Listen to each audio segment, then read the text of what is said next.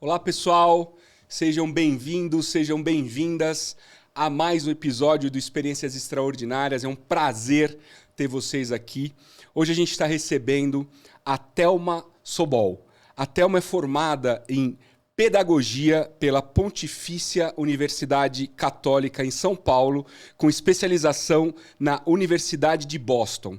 Ingressou no voluntariado, que é o nosso assunto principal de hoje, em 1985. São 37 anos dedicado ao voluntariado neste país. Conselheira da Sociedade Beneficente Israelita Brasileira Albert Einstein, participante da idealização e gestão do programa Einstein na comunidade de Paraisópolis, que é um programa maravilhoso. A Thelma vai contar um pouco pra gente. A gente estava conversando aqui um pouco antes de gravar e realmente é um programa que traz um impacto gigantesco para a nossa sociedade.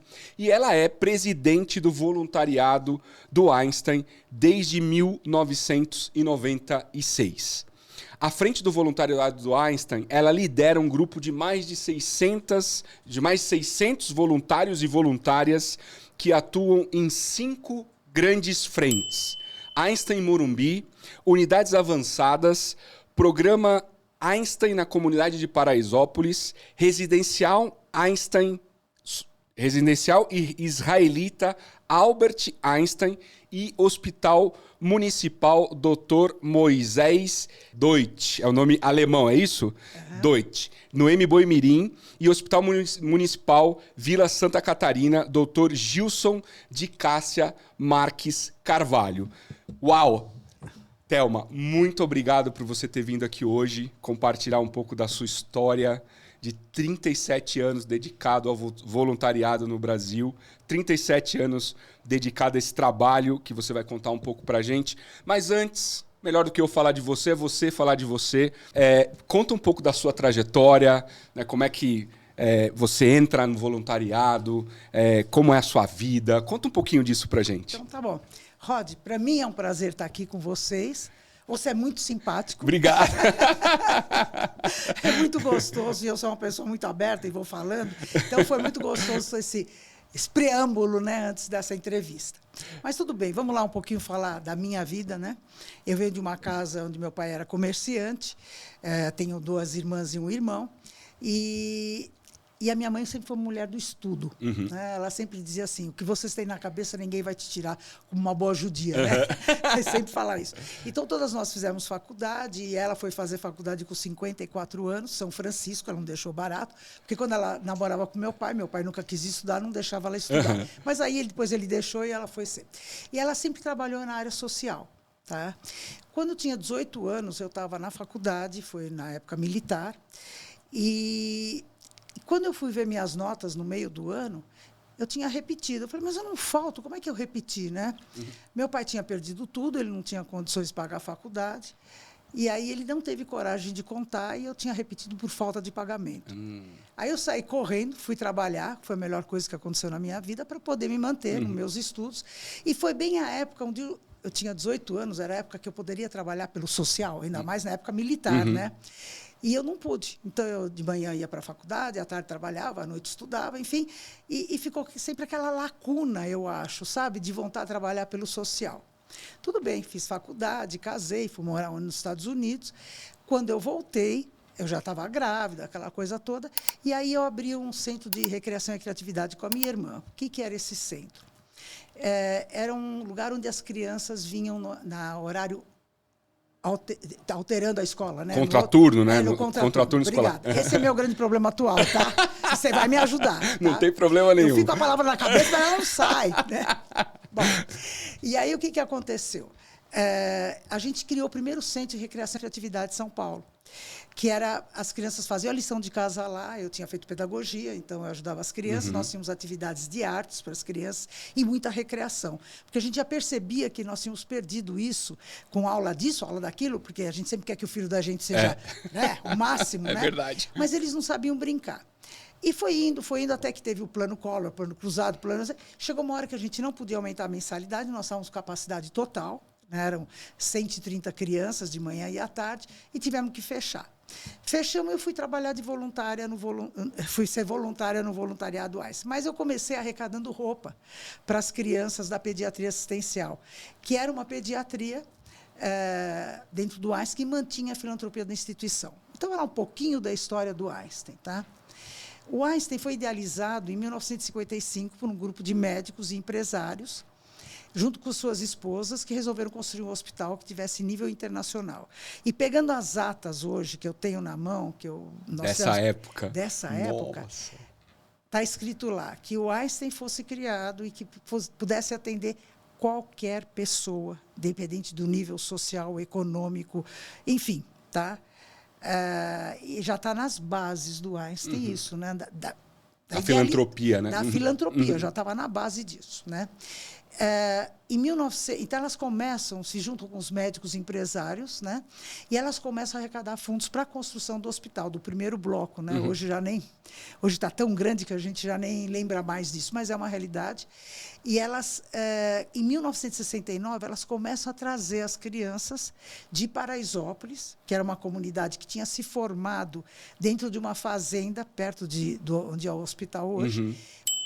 Que tinha vindo principalmente de Pernambuco para a construção do estádio da década de 60, o estádio, o Einstein e o Morumbi. O estádio, o Morumbi e o Palácio do Governo, desculpa. Caramba!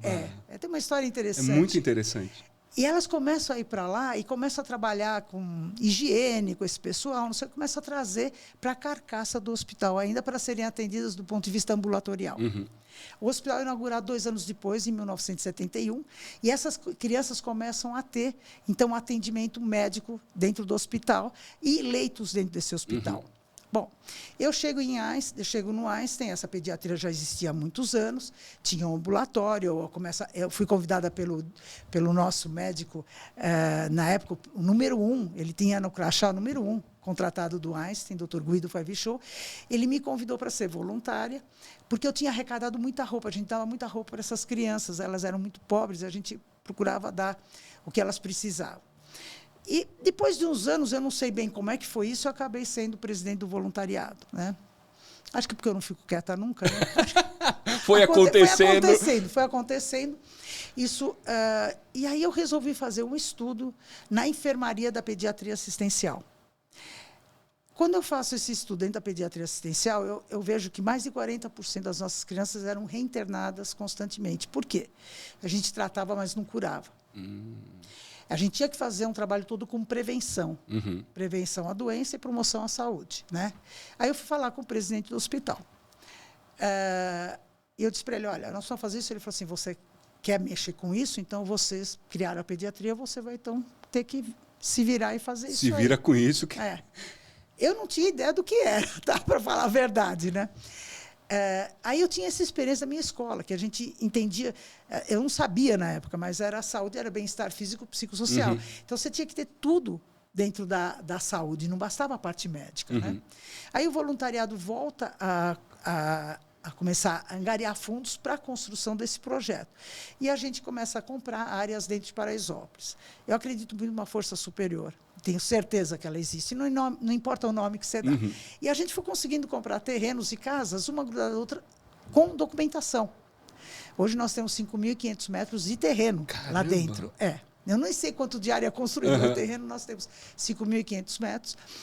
E aí, já na sua gestão, você que começou... Na minha gestão. Nossa, Fichou, Roberto Carlos, Elba Ramalho, Carlinhos de Jesus. Aí eu parava os caminhões que saíam das reformas do Einstein. Esse fio é meu.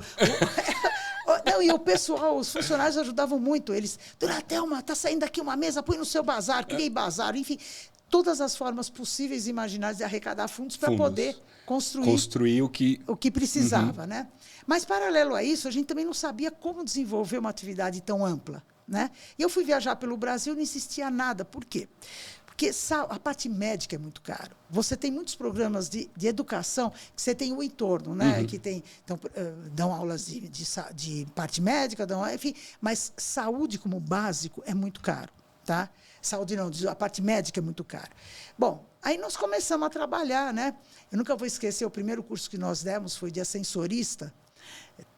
Mas, quando eles se formaram, eles não arrumaram emprego, porque já não existia mais ascensorista. Né? Para quem não lembra, ascensorista era o operador do elevador, né? Pois é. Então, para você ter ideia, assim, e era uma época totalmente diferente também, né? A gente andava, fizemos, toda a implementação do programa foi muito bonito. Nós fizemos censo de Paraisópolis de casa em casa. Caramba! Então, nós sabíamos quantas pessoas tinham. Na época, 23 mil pessoas. Fora isso, eu tive uma parceria incrível com uma empresa chamada Método, que não era Método, era... Bom, enfim, esqueci o nome, tá? Mas ela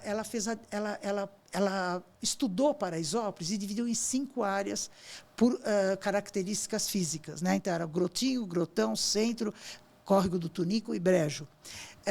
Como se fossem subbairros de Paraisópolis. Com as características físicas da região, né? E a gente detectou que a área mais pobre de lá era o Grotinho. Então, a gente resolveu...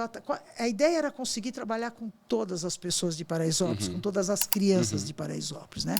E acabou indo ambulatório para lá. A minha experiência que eu tive numa escola, então eu podia entender que existiam atividades, né? E acabo transportando, porque eu vi o resultado de uma pessoa que é assistida em outras áreas que não são a parte médica, né? Porque uma pessoa que está com um problema psicológico, ela pode estar fisicamente muito bem, mas ela está mal. Sim. Né? Ou se ela está bem fisicamente, mas ela não tem um emprego, ela está mal. Então, a coisa era muito grande, mas a gente, entre acertos e erros, me lembro que uma vez a gente parou para pensar, mas espera um pouquinho, a gente resolveu cuidar das crianças e nós estamos atendendo as mães. O que é isso? Não, nós estamos saindo do foco. A criança está no contexto. A família inteira. Está né? no contexto, exatamente. Eu nunca vou esquecer que uma senhora estava no ambulatório da pediatria, ela estava com 2 bebês, mamando um em cada peito dela. Eu falei, são gêmeos? Ela disse, não, esse é da minha vizinha que saiu para trabalhar. Então, olha, Rod, eu vou te falar uma coisa, eu sou uma pessoa extremamente privilegiada, né? As experiências que eu tive, que eu tenho até hoje, tá, são incríveis. A primeira grande experiência que eu tive foi saber que o que eu acho que é bom para mim não é necessariamente bom para o outro. Né? Essa, de cara, eu tive. Né? Nós levamos todo o processo de urbanização, começou dentro do nosso programa de Paraisópolis. E quando o Serra foi lá assinar o programa de urbanização de Paraisópolis, falou Grotinho, Grotão, não sei o quê. Eu chorava que nem criança. Porque perguntavam para mim, você mexe com políticas públicas? E Deus me livre, né? E eu estava mexendo e não sabia. Não sabia. Entendeu? Então, são coisas assim que foram acontecendo na minha vida. Né? Hoje nós temos um programa muito grande, são mais de 300 oficinas, 270 pessoas que trabalham diretamente com as pessoas. Enfim, é muita coisa acontecendo, é um trabalho bastante grandioso. Enfim, mas que a gente nunca está satisfeito. Né? Então, estamos construindo um prédio agora de 5 andares, porque a nossa cozinha estava pequena, de capacitação. Então, a gente aumentou uma cozinha, essa cozinha virou 5 andares. Tá? Porque a cozinha está no teto, tá no último andar, com rooftop. Chique. Muito chique. Provavelmente vai virar uma, sei lá, plantação. Eu não sei ainda o que nós vamos fazer, tá? Porque eu estou sempre... criando alguma coisa. Eu estou pensando numa horta. Tá? Estou pensando em horta suspensa. Bom, enfim. Tá? E tudo isso vai levando você. Né? Também levando o ensino médio profissionalizante lá para Paraisópolis também. Enfim, se você me disser... não dá para parar, né? Você tenta, sei lá, o pessoal vive dizendo para mim, quando é que você se aposenta? Né? Eu não sei. Porque falando com você, fica muito claro a sua paixão por isso. Né? A paixão mata também, hein? Eu sei. mas eu acho que é um pouco disso, né? Tem essa coisa do... o nosso projeto aqui, né, não dá nem para comparar, mas a gente também ali dentro do nosso tamanho e tal, da nossa pequena relevância, a gente faz ali pequenos impactos, né? E já é uma satisfação tão grande, né? Eu imagino para você... Né, milhares de pessoas ao longo desses 37 anos que vocês devem ter ajudado, mudado de vida. Porque às vezes você muda a vida daquela pessoa, mas você está mudando a vida de gerações para frente. Né? Dando educação, dando oportunidade, dando um caminho. Né? Exemplo, né? Um exemplo. Você fala, eu estou mudando a vida aqui desse jovem ou dessa jovem. Na verdade, você está mudando a vida dos próximos que vêm na linha, né? Que essa pessoa vai casar, vai ter filhos e assim por diante. Então, o impacto que essas ações causam, elas são imensuráveis, na minha opinião. E eu acho que isso, nesse aspecto, né? No aspecto de quanto isso pode crescer, né? E eu acho que isso traz essa sensação, talvez, não sei se a palavra é essa que eu vou usar, mas essa sensação quase de um vício de ajudar, de um vício de proliferar essas ações, né? Eu acho que sim, tá? Uhum. Você falou em vício, né? Eu acho que é. Eu nunca pensei desse jeito, mas acho que é. Porque eu estou falando e eu estou pensando já o que dá, o que não dá e não sei o que. É um exercício, né? Que você não percebe. E às vezes o pessoal diz assim, puxa, mas você teve essa ideia quando? Ah, vindo para cá, guiando o carro. A pessoa brinca comigo às vezes no hospital. Poxa, mas de novo tem uma ideia? De novo? Sabe? Porque a coisa vem, né? É uma coisa assim impressionante quando você está conversando com uma pessoa e vem as ideias e vem a coisa. E se é possível, por que não? Por que não? Exatamente. Sabe, eu tenho uma estrutura muito boa, né? O Einstein me dá uma super estrutura. Meu voluntariado, nós temos um sistema ISO de qualidade, porque senão eu não conseguiria administrar tantas competências diferentes, né? Porque eu tenho voluntários do Hospital do Mboi, eu tenho voluntários em Paraisópolis, enfim, a gente tem características diferentes de clientela, alguns trabalhando com humanização, os voluntários, outros trabalhando com transformação social, trabalhando em tantos lugares diferentes, né? Então, eu tenho o sistema ISO de qualidade, tenho funcionários que, lógico, que me ajudam, tá? E muitas vezes vêm pessoas conversar comigo sobre voluntariado, né? As empresas, elas têm uma tendência a colocar o voluntariado dentro do RH. Não é. Não é. Não é. Não é. Tanto é que eu não tenho voluntários funcionários do Einstein, né? Nem é permitido. Desvio de função, enfim, uma série de coisas. São todos voluntários fora do Einstein? De fora do Que Einstein. curioso, isso eu não sabia. Não tenho nenhum voluntário do Einstein, apesar de que muitos queriam ser. Imagino. Né? Já tive uma vontade muito grande, mas eu tenho que entender que isso, do ponto de vista trabalhista, não é legal para o hospital, né? Mas eu tenho parceiros incríveis, né? Qualquer campanha que eu faço, eles me ajudam, enfim. Por exemplo, agora na campanha, né? na pandemia, nós tivemos que encerrar as atividades, né? Foi muito difícil. Fechar tudo. Fechamos tudo. Mas, da noite para o dia, eu criei campanhas para arrecadar cestas de alimentos. Eu nunca tinha feito uma campanha, pedindo dinheiro de fora, né? Normalmente eu arrecado fundo, sim, eu preciso, tá? Mas eu vou direto nas empresas, vou direto nas pessoas físicas, mas não direto. Eu abri as portas, né? E pedi dinheiro. E nós conseguimos entregar praticamente 90 mil cestas de alimentos. Atendemos milhares de pessoas, cestas de material de higiene, de limpeza, conseguimos uma super parceria de limpeza. Enfim, trabalhamos muito também na época online, com educação. As crianças não estavam se entendendo com as plataformas. Foi de uma hora para outra, né? Tinha que se adaptar àquilo tudo.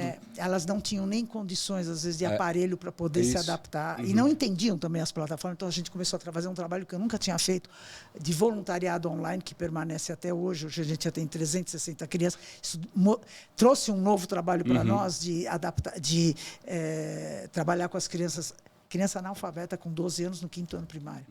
Tá? A gente detectou isso, né?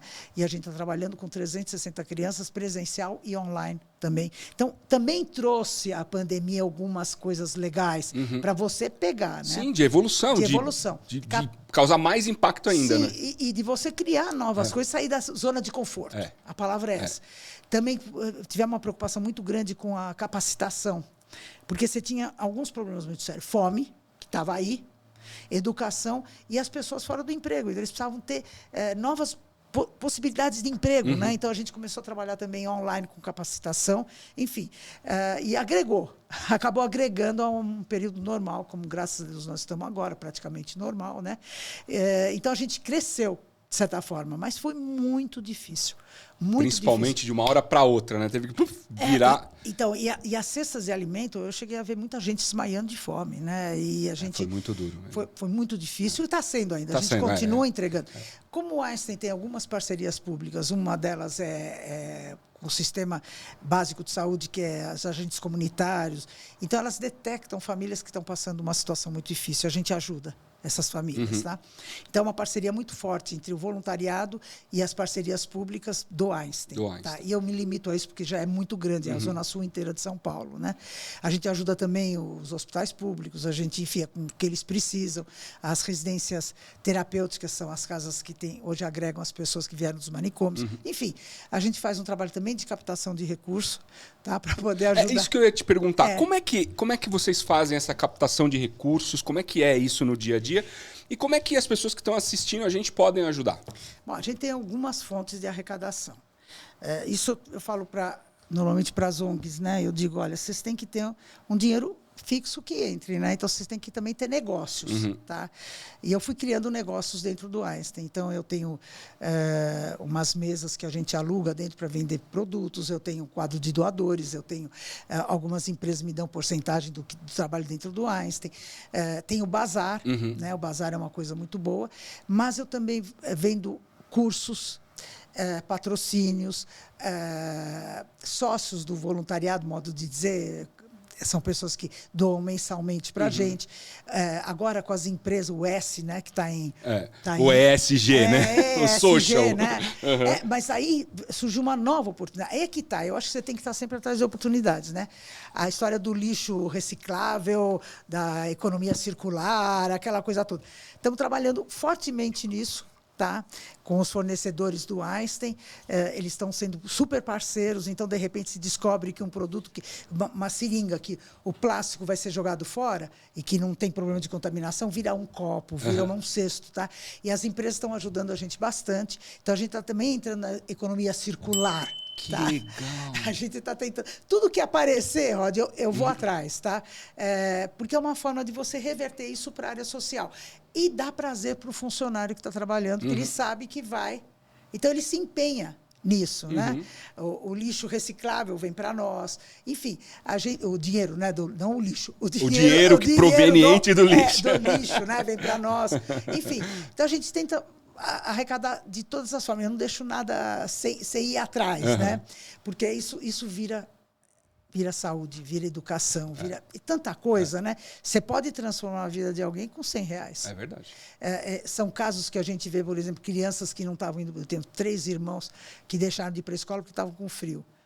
Eu dei um casaco para cada um sapato quando eles voltaram para a escola. Né? Enfim, você tem 1000 chances de poder ajudar trabalhando no global e trabalhando no individual. Né? Você tem que tomar muito cuidado com isso também. Mas... algumas situações são muito fortes, né, que a gente percebe. A gente, desde o começo, trabalhou muito capacitação para mulheres, porque 70% da comunidade são as mulheres que cuidam das casas e que trazem o dinheiro para casa. Né? E existe um problema muito sério que elas têm as crianças. Né? Então, a gente começou a trabalhar com capacitação na área de cozinha, de costura e de beleza. Tá? E é fantástico o resultado disso. Hoje nós temos mais de 40 cursos, nós abrimos para a comunidade inteira, para os jovens, informática, eu tenho não sei quantas oficinas lá, enfim. Tá? E não vamos falar de informática, eu não entendo nada de informática, né? Não vou falar. Bom, mas tudo bem. Mas nessas áreas, né? Então, de repente, eu cheguei um dia lá e tinha uma senhora bordando, né? E eu falei, a senhora aprendeu mais alguma coisa aqui? Ela era tão pequenininha, ela foi crescendo, ela foi ficando reta. Ela, de repente, tinha assim, uma postura, ela virou grande e disse, eu aprendi muita coisa aqui, eu costuro, e hoje eu mandei embora meu marido que batia em mim. Que legal. Ou seja, deu autonomia, porque tem muito isso, né, das mulheres, às vezes, ficarem sofrendo abuso por conta da dependência financeira, né? Sim. Esse era um dos dias que eu fui para lá dizendo assim, eu vou largar tudo que eu não aguento mais. Aí eu sempre tem os... É por isso que eu digo... Aí acontece um treco desse. Alguém lá de cima ainda... Não, vai continuar aí né? mais um tempo. Então, eu não estou diretamente ligada, nem posso, né? A coisa é muito grande, eu vou de vez em quando. Agora, eu ia todos os dias, agora não mais, né? Mas porque eu tenho as outras atividades do voluntariado. Então, você também foi criando a equipe, né? Tem que ter, porque senão você não grande aguenta. demais, né? Se eu atendo 5.000 pessoas por ano lá, né? São 600 voluntários que a gente administra. Enfim, é uma empresa, né? Uma empresa grande, você né? tem até ISO. Eu tenho o sistema ISO. E estamos colocando agora em Paraisópolis o sistema ISO. E estamos também trabalhando com impacto social. Nós estamos junto com o IGESC, que é uma entidade ligada à FIA, e estamos trabalhando também para ver o impacto social desse programa, né? Que agora também está na moda, impacto social, mas tem uma razão de ser. Realmente tem, né? E a gente tem que aproveitar tudo que está na moda, né? E ver o que é possível. E tirar e melhorar, né? Sim, por que não? Ô, Thelma, você estava me contando, e eu achei genial, que tudo que você arrecada, você guarda um pouco. Né? Conta um pouco dessa história. Então, porque eu sempre soube, tá, que a construção, ela faz uma vez. Tá bom, depois você reforma, aquela coisa toda, mas o grosso você faz de uma vez. Mas a manutenção de qualquer programa, de qualquer coisa que você tiver, a tua casa, na tua casa, né? Eu sempre falei que uma boa dona de casa é uma boa gestora. Eu acho que sim. Tá? Concordo 100%. Porque você tem que medir tudo, né? Enfim, a gente... tudo que eu arrecadava, eu fazia um fundo. Fiz um fundo específico para esse programa, né? Para dar uma sustentabilidade, pelo menos durante um tempo. Eu não sabia, eu estava comentando com você que eu não sabia que era sustentabilidade. Fui fazer um curso da Dom Cabral para saber o que é sustentabilidade, né? Porque esse, pelo menos, era em português. Já é uma grande coisa, tá? Porque os outros vêm com uma sigla, é mesmo o ESG, né? Sei lá o quê. Bom, enfim. Eu tenho muita dificuldade para o inglês, é um dos meus pontos fraquíssimos. Mas, enfim. Aí eu fui guardando, né? Arrecadava, então, de repente, tinha que pintar. Eu conseguia a tinta, então eu guardava esse dinheiro. Entendeu? E aí foi fazendo. Então, a gente tem um fundo específico para esse programa, que não daria para manter alguns anos, mas quem realmente mantém é a Sociedade Beneficente, ele é totalmente filantrópico. Agora nós estamos construindo esse prédio, o voluntariado que está pagando esse prédio. Desse dinheiro que você guardou esse tempo todo, né?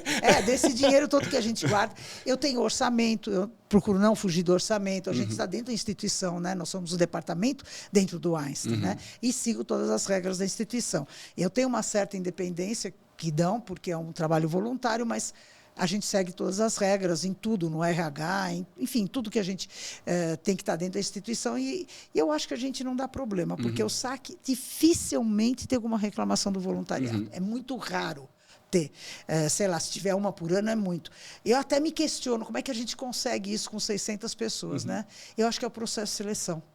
Eu acho que sim, e o treinamento também. O treinamento, e eu acho que também a predisposição das pessoas de estarem lá como voluntários. Mas será que também não é um pouco disso? Depende, eu acho que não. Eu acho que é processo de seleção. Porque você nunca sabe... existem diversas razões para você ser voluntário, né? Entendeu? Eu brinco muito que, sendo um hospital, né? Muitas vão pensando que vai achar marido, né? Entendi. Não é, mas não é ou nosso... esposa, né? Ou esposa. Eu acho que não é o objetivo do nosso voluntariado, entendeu? Então, para ser voluntário... Aí eu estou exagerando muito. Não, lógico, eu entendi. Mas para ser voluntário, passa por um processo seletivo. Passa, então. Muito grande. São 3 meses de treinamento. Que legal. Minha filha foi ser voluntária uma época, ela disse, mãe, isso parece uma empresa. Eu falei, é uma empresa de médio a grande porte, 600 voluntários, né? É verdade. Então Não, entregando os resultados que vocês entregam. Não, e crescendo. Crescendo. E aonde... Por exemplo, nós estamos indo para Goiânia agora. A partir de março, nós estamos indo para Goiânia. O Einstein assumiu um outro hospital público, lá em Aparecida de Goiânia, e nós vamos implementar o voluntariado lá em Goiânia. Uau! Crescendo. Agora expandindo geograficamente, né? Para outros estados. Mata Véia. Mas a gente vai. Eu não perco uma oportunidade, Rod. Eu não perco ainda. Eu acho que isso me mantém viva, eu não sei. Tá? É o vício, né? O bom vício, né? Acho que sim, acho que viu? Sim, né? Acho que é o vício, Mas também eu vou te falar. O povo tem medo, né? Porque ela chegou com ideia, como eu te falei, né? Chegou com uma ideia nova. Ai, meu Deus, isso é trabalho, né? Agora me diz uma coisa. O lado B do voluntariado, o lado B da filantropia. Quais são as grandes barreiras e as grandes dificuldades de se fazer filantropia no nosso país? E complementando, né? Essa coisa do desconfiar, né? Eu estou doando, será que meu dinheiro está indo para o lugar certo? Né? Eu já ouvi muito isso uns meses atrás, uns anos atrás. Eu fiz uma campanha de arrecadação de dinheiro com alguns amigos. E mesmo sendo amigos, eu fiz questão de mostrar para onde estava indo o dinheiro, porque eu ficava pensando, pô, será que as pessoas estão achando... Tem certeza que eu estou botando o dinheiro que elas me deram no lugar certo e tal, não sei o quê. Qual é esse lado B da filantropia no país, na tua opinião? Então, eu sou muito procurada, principalmente por causa do voluntariado, né? Pessoas que querem abrir voluntariado, que normalmente no voluntariado tem um trabalho social também. Bom, eu já ouvi muito e já vi muito, tá? De organizações que se baseiam num só doador. Elas não sobrevivem. Organizações que não têm uma estrutura administrativa forte. E empresas que não são sérias. Tá? Isso atrapalha muito a gente que é sério. Tá? Já ouvi, sim, tá, de diretores ou presidentes de ONGs que ganham mais, que ganham quase tanto quanto se arrecada. Também não aguentam. A verdade é que elas sucumbem. Tá? Elas não conseguem. O que eu tenho grande a favor, vamos dizer, né, é a credibilidade da instituição. Tá? A sua credibilidade. 37 anos à frente do mesmo projeto. Eu acho que sim. Tá? Crescendo. Eu acho que não tenho certeza. Não, certeza. Tá? Certeza absoluta. A credibilidade da instituição, a minha credibilidade. Mas eu jogo com um fator negativo também. O Einstein ser rico. Tá? De o Einstein ser uma entidade rica. Entendi. Tá? E eu não vou dizer. Mas eu pertenço à instituição, mas minha obra é toda no social. Totalmente social. Tá? E a gente consegue, muitas vezes, explicar isso. Né? A grande maioria das vezes a gente consegue. E a parte administrativa ela é tão boa, nossa, que a gente traz as empresas, porque a maioria das empresas querem trabalhar, querem fazer alguma coisa pelo social, mas elas não têm estrutura para fazer. E a gente dá essa estrutura, né, para empresas que querem, por exemplo, fazer treinamento de funcionários, ensinar uma profissão. Nós temos curso de eletricista, por exemplo. Né? Então, de repente, a empresa está precisando de eletricista. Então, ela vai lá, ela paga um curso. Está te ajudando e está capacitando o funcionário. E ela fica com os melhores. Né? A gente traz essas pessoas. A gente tem um banco de nomes enorme dentro de Paraisópolis e mesmo no entorno. Né? Então, a gente joga com a nossa credibilidade, com a nossa experiência, com 25 anos, né, de trabalho, também tem uma experiência, e ele se mantém. A perenidade do trabalho também é uma coisa boa. Né? Você mostrar que é um trabalho que já tem 25 anos e que vai permanecer. Porque ele tem uma empresa por trás muito grande, né? e que aceita e que respeita esse trabalho. Então, eu acho que o grande problema realmente são essas entidades que não são sérias e tem, mas você tem isso em qualquer lugar. Né? A gente vê isso acontecer diariamente de empresas que não dão certo, né? Mas elas causam problema para sérias. E essa questão dos golpes em geral, que a gente hoje vê muito acontecendo de todo tipo, né? Do Pix, o golpe do WhatsApp, o golpe... Isso também atrapalha a arrecadação de uma entidade séria? Por exemplo, vocês fazem algum tipo de ativo para os seus associados, como você falou, e isso tem prejudicado ou ainda não... Eu acho que não. Para nós não, tá? A gente não sentiu nada em relação a isso. A gente sente na vida, né? Sim. O tempo pra todo, todo lado, dia. todo lado. Todo dia, o negócio está impressionante. Mãe, estou precisando de dinheiro, Isso. né? Mas, enfim, isso não chegou na gente ainda, tá? Porque também é mais ou menos fechado, né? É uma coisa mais pessoal, tá? Não chegou ainda. Mas tem que tomar cuidado, né? Porque, agora, a gente exige muita coisa para parceiro. Tá? Eu não aceito qualquer pessoa. Né? Então, também tem isso. Hoje eu entendo o que são valores. Entendo mesmo, tá? Que até é mais importante que a missão. Tá? Quem é nosso parceiro? Aquele que tem os mesmos valores que a gente tem. Isso a gente dá muito valor aos valores. Né? Então, na hora que você faz uma pesquisa, que você vai ver quem é, como é que trabalha, tudo, a gente tem uma preocupação muito grande. Então, eu nunca tive muito problema em relação a isso. Já tive, mas não... Não, foi uma vez que veio uma associação de dentistas, por exemplo. Um exemplo, né?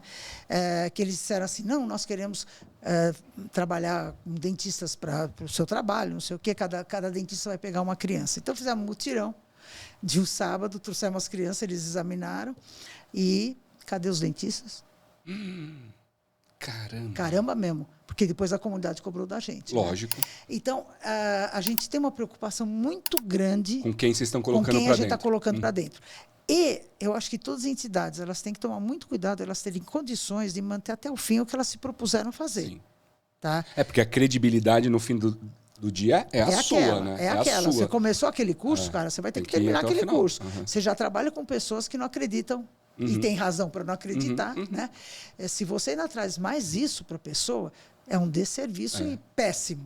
Né? Então, a gente tem muito cuidado com isso, quando a gente tem uma preocupação muito com quem a gente contrata, quem são, a gente vai atrás de saber quem são essas pessoas. Tem que ser um nível muito bom, porque essas pessoas que estão recebendo esse treinamento todo, estão nessas aulas todas, elas já vêm de uma situação inferior. Então, elas têm que crescer, tem que ser gente muito boa. Então, a gente só tem funcionários, PJs, enfim, quem trabalha lá dentro tem que ter uma condição muito boa. A gente pode pagar, então a gente quer também o retorno disso, que sejam extremamente eficazes para os nossos assistidos, né? Excelente. Thelma, eu quero já começar a dar um contorno para a gente ir encerrando aqui essa sua brilhante participação. Eu queria te fazer uma pergunta. Sonho. Sonho na filantropia, sonho no voluntariado, de uma mulher que já contribuiu tanto com a sociedade, né, como você e todas as pessoas que estão com você no dia a dia, porque eu sei que você não faz nada sozinha. Quais são os seus sonhos para o voluntariado, para o seu programa, para onde você ainda acha? Bom, porque energia não te falta, isso está claro. Hiperatividade. Acho que eu vou morrer hiperativo. Acho que no túmulo eu vou estar gritando, né? Me tira daqui, quero voltar. Nem eu aguento com a minha hiperatividade, mas tudo bem, vamos lá. Meu sonho. Paraisópolis é um sonho, esse programa, né? Foi um sonho, é meu quarto filho, é o único que me dá trabalho, os outros não dão. A perenidade, tá? E eu vendo, por exemplo, ensino médio profissionalizantes do Einstein, né, do Instituto de Ensino e Pesquisa indo para lá. As faculdades do Einstein trabalhando com a gente, né? Eu vejo que ele tem uma perenidade, né? E o voluntariado conseguia acompanhar a evolução do Einstein, porque o Einstein não para, né? Hoje nós temos mais de 23 mil funcionários. É impressionante. É impressionante. Aquilo, até eu não sei como andar lá dentro, né, que já estou há 37 anos. Né? Você viu tudo crescer ali, né? Eu cheguei lá, só tinha o prédio principal. Né? As voluntárias faziam a cozinha, elas faziam patê de ovo para vender na lanchonete. Tá? Imagina. Então, a perenidade, tá? Que eu acho que ela vai ficar perene, sabe? O programa de Paraisópolis, ele é maravilhoso, ele é incrível, porque ele abastece todas as áreas da pessoa, né? E ele não tem... Eu gostei de um rapaz que falou comigo um dia desse, ele estava fazendo um curso de Python. Eu não sei o que é, mas é Python, tá? Falei que informática... Tecnologia, tecnologia. De tecnologia, tá? E ele disse assim para mim, sabe, dona Thelma, eu vou dizer uma coisa, eu preciso fazer um relato. Eu fui lá para uma oficina, eles queriam que eu falasse um pouco da história. E aí ele falou, posso falar? Eu falei, lógico, pode, claro. Ele falou assim, eu vou dizer uma coisa para a senhora. Na época da pandemia, meu pai e minha mãe ficaram desempregados. E se não fosse as cestas de comida de vocês, a gente teria passado fome. E era uma entidade que a gente nunca fez nada por essa entidade. Vocês vieram dar porque vocês quiseram dar. Aí eu fiz esses cursos. E hoje eu realizei o maior sonho da minha vida atual, que é ser funcionário do Einstein. Você ouve isso, esse rapaz vai fortalecer o programa. Ele vai, se Deus quiser, continuar. Se ele não tiver mais no Einstein, ele sabe da importância do programa. Então, esses jovens são frutos do que vai me dar perenidade também. Concorda comigo? Concordo. Aquilo que a gente estava falando no começo, você mudou, sei lá, quantas gerações, né? E ele retroalimenta, ele vai né? Porque eu tenho alguns funcionários, eu tenho algumas funcionárias que fizeram o censo de Paraisópolis, né? Hoje elas têm faculdade. Né? Você tem um monte de pessoas que saíram de Paraisópolis, né? E hoje estão tão alto em nível de direção dentro do Einstein. Então, a gente acha que consegue isso. É meu sonho. E eu espero que aconteça, porque às vezes me perguntam, vocês não vão para outro lugar? Eu falo, não dá. Eu ajudo bastante o MBOI também, tá? Onde a gente tem hospital público. A gente fornece cursos de capacitação lá, fora tudo que eles precisam, a gente procura ajudar também. Mas também criando cursos de capacitação no MBOI Mirim, para a região do Jardim Ângela. Enfim, aonde o Einstein está, o voluntariado também está. Tá? Agora, em relação ao sonho, é isso. Eu acho que a perenidade. Você tem uma ideia do tamanho de Paraisópolis hoje? Você falou que no censo lá atrás, 23 mil. Hoje, o Programa Saúde da Família fala em 77 mil, 78 mil pessoas. Em alguns lugares tem 100 mil pessoas. Tá? É que lá é uma zona onde você tem Paraisópolis, tem algumas outras comunidades. Que foi juntando, né? Foi juntando, que chama... esqueci o nome. Foi juntando, né? Foi crescendo, foi juntando uma na outra. Mas você tem milhares de favelas lá do Morumbi até Campo Limpo, né? Então, são diversas favelas. Enfim, mas Paraisópolis mesmo, porque o Programa Saúde da Família que a gente tá lá, são 77 mil pessoas. É um belíssimo... É uma eu sei que tem cidade. muito mais gente precisando, eu sei que... mas é um belíssimo impacto. É um impacto. Agora, é impressionante, quando eu me lembro, nós fomos para lá há 25 anos, andar lá mesmo, né? Quando eu comecei a andar lá dentro, porque minhas colegas quando eu cheguei já recebiam as crianças, não precisavam ir lá. Uhum. A diferença de hoje. Lá hoje é uma cidade, a gente andava no barro há 25 anos. Uhum. Né? Eu me lembro das mães chegando com as crianças peladinhas, ou só com a blusinha. Hoje a gente não vê mais isso. Uma cena que me sai da cabeça, a primeira ação que nós tivemos lá em Paraisópolis foi fazer a documentação das crianças. Elas não existiam. Caramba. Nós levamos lá o tabelião, acho que é tabelião, não sei. Cartório, né? Enfim, ele ficou 3 fins de semana trabalhando lá dentro para registrar as crianças. Mas as mães também não existiam. Tá? Também não tinham documento. Também não tinha documentação nem. Até hoje eu me questiono como é que eles fizeram isso, porque na época eu só ajudava, não sei o quê, não perguntei qual era o processo. Uhum. Mas tinha que mandar vir do Nordeste alguma documentação.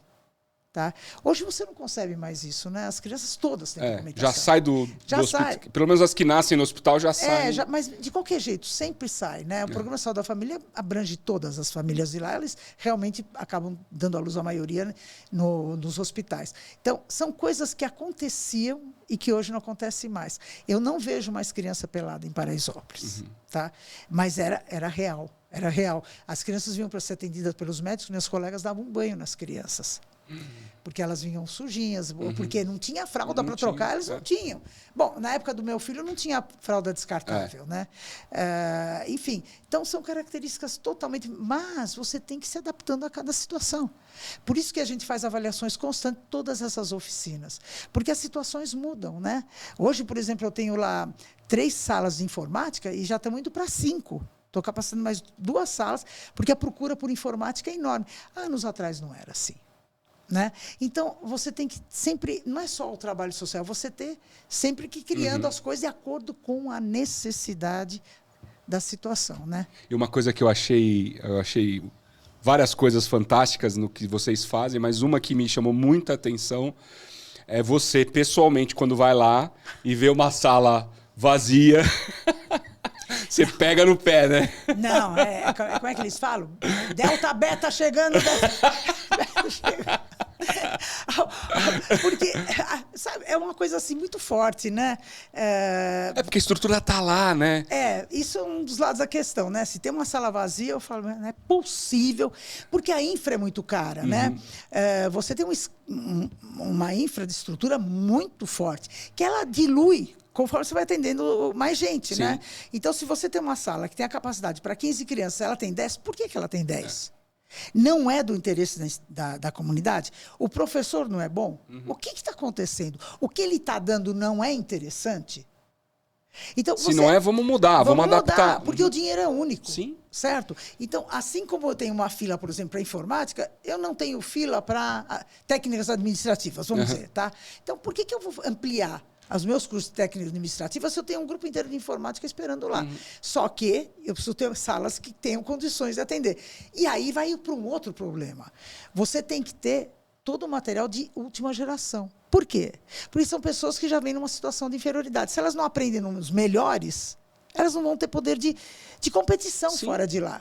Então, não me adianta dar um computador meia boca. Pode falar meia boca? Pode, à vontade. Tá bom, é que a gente nunca sabe o que pode falar, né? Você tem que ter computadores bons. E eles têm que ter acesso a essa tecnologia para poder competir no mercado de igual para igual com as pessoas que tiveram... Não adianta você ter uma máquina de costura que emperra. Você tem que ter uma máquina de costura boa. Ela tem que estar funcionando? Tem. Então, você tem que ter alguém que cuide das máquinas, vai lá uma vez por mês para ver. Tudo isso tem um valor e tem um custo. Né?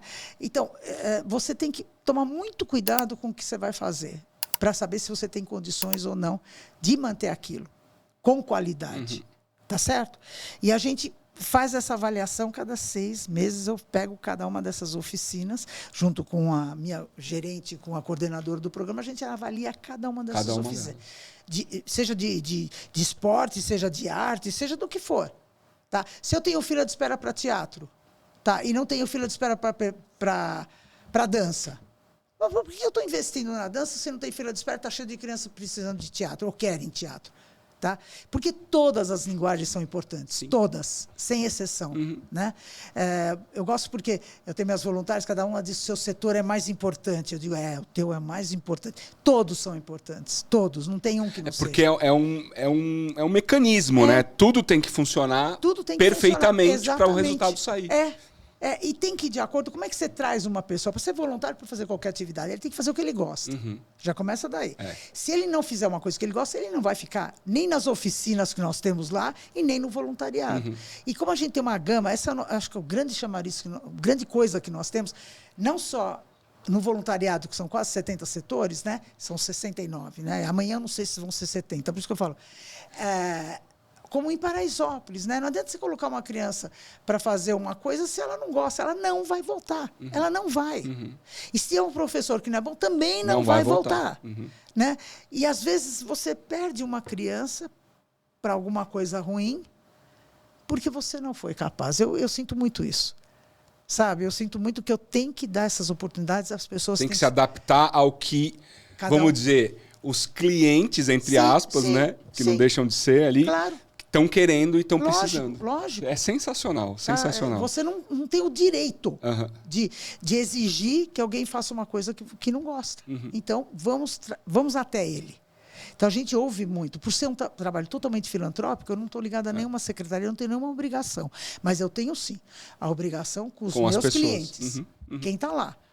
Olha, Thelma, eu vou te falar, eu conhecia pouco do programa de voluntariado do Einstein até hoje.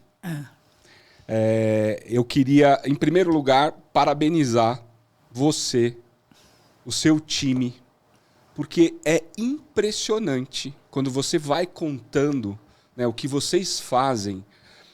Vocês fazem coisas que muitas empresas não fazem, que são empresas privadas, né, cuidam dos detalhes que talvez muitas empresas não façam. Né? E tudo em prol de um bem que é desenvolver as crianças, que é dar oportunidade, né, que é apoiar a comunidade. Então, primeiro, parabéns para você e para todo o time. Segundo, obrigado, porque como um brasileiro que está, como eu te disse aqui, tentando também ajudar de alguma forma e tal, ver o impacto que vocês estão causando e ver que hoje não tem nenhuma criança que está nua em Paraisópolis, provavelmente tem muito a ver com o trabalho que vocês fizeram lá também. Né? Vocês também ajudaram a... Eu não estou rasgando seda, não. Tudo isso que vocês fazem, profissionalizando, né? O garoto que aprendeu Python, né? Que está lá hoje e está trabalhando dentro do Einstein, que amanhã vai voar, que vai virar um diretor. Tudo isso é impacto na sociedade. Né? E talvez hoje não haja mais criança que não esteja nua em Paraisópolis por conta de trabalhos como os de vocês. Talvez daqui a 20 anos não haja mais fome, não sei. Então, muito obrigado pelo trabalho que vocês fazem, parabéns. E eu queria abrir para as suas considerações finais. Então, falar que eu sou uma pessoa egoísta, né? Eu gosto muito do que eu faço. E eu acho que nunca é suficiente, né? Não sei se é porque minha cabeça voa e sempre eu estou à cata de coisas novas, né? Mas eu tenho muito prazer no que eu faço, ao mesmo tempo que é muito difícil você trabalhar com situações terríveis, né? Eu agradeço cada dia que eu entro na minha casa, eu olho e digo assim, meu Deus do céu, tem um teto. Eu costumo dizer que rico é aquele que pode entrar no supermercado e comprar o que ele quiser. Isso, para mim, é básico como riqueza, né? O resto é resto. E que Deus me dê força para continuar mais alguns anos, ver esse meu prédio pronto.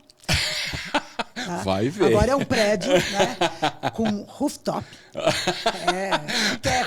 Aí alguém falou para mim, vai ser o prédio mais alto de Paraisópolis. Eu acho que sim. Acho que é o prédio mais alto de Paraisópolis. E que permaneça, né, esse trabalho.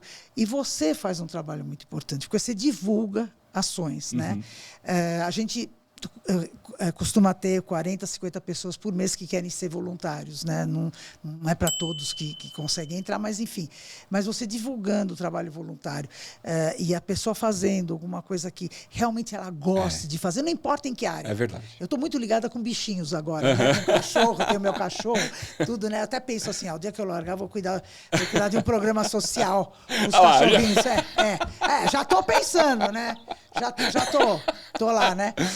Eu já falei lá em Paraisópolis, quando é que vai ter a semana do pet? Do pet, para todo mundo trazer o pet. Sabe por quê? A gente tinha um gatinho lá que era lindo.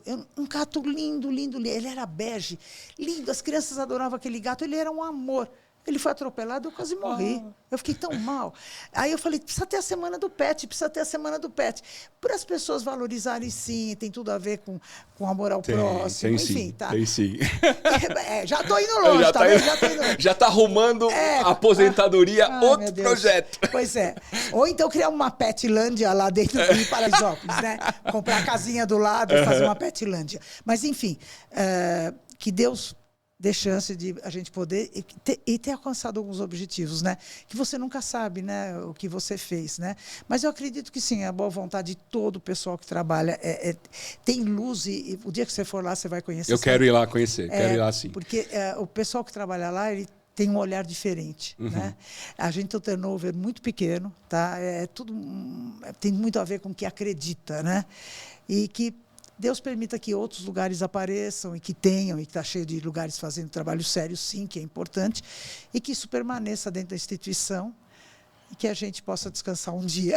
Muito obrigado por você ter vindo aqui. Foi uma honra te receber, um prazer enorme ter você aqui com a gente. Obrigado. Obrigada a você, Rod, por ter paciência de me escutar. Imagina, eu ficaria aqui com você horas conversando, viu?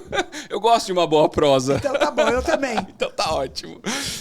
Pessoal, obrigado por vocês terem assistido o nosso episódio até aqui.